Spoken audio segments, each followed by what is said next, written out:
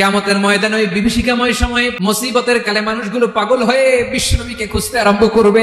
সবাই মিলে বিশ্বনবীর কাছে যেয়ে বলবে, ইয়া রাহমাতাল লিল আলামিন, ইয়া খাতামান নবীন, রাহমাতাল লিল আলামিন। দেখেন আমাদের কি অবস্থা, কি কঠিন বিপদে আমরা আছি, দাঁড়াতে পারি না, সূর্যের আলোতে ঘেমে হয়রান। আজকে কেউ সুপারিশ করতে পারবে না। সব নবীরা অপারগতা স্বীকার করেছে, তারা বলেছে আপনি ছাড়া কেউ নাকি আল্লাহর সামনে দাঁড়াতে পারবেন না, আপনি একটু সুপারিশ করেন। বিশ্বনবী বলবেন, আসো আসো, আজকের দিনে আমি ছাড়া আল্লাহর সামনে কেউ দাঁড়াতে পারবে না। বিশ্বনবী মাকামে মাহমুদে যে আল্লাহু আকবার বলে সিজদায় লুটিয়ে পড়বেন, আল্লাহ রাব্বুল আলামিন বিশ্বনবীকে এমন কিছু চমৎকার শব্দ শিখাবেন, ওই শব্দগুলো দিয়ে আল্লাহর প্রশংসা করে বিশ্বনবী কাঁদতে আরম্ভ করবেন।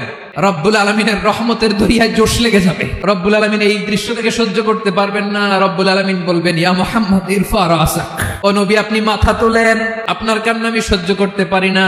নবী আপনি মাথা তোলেন, সাল তুতা, আজকে আপনি যা চাবেন তাই দেব।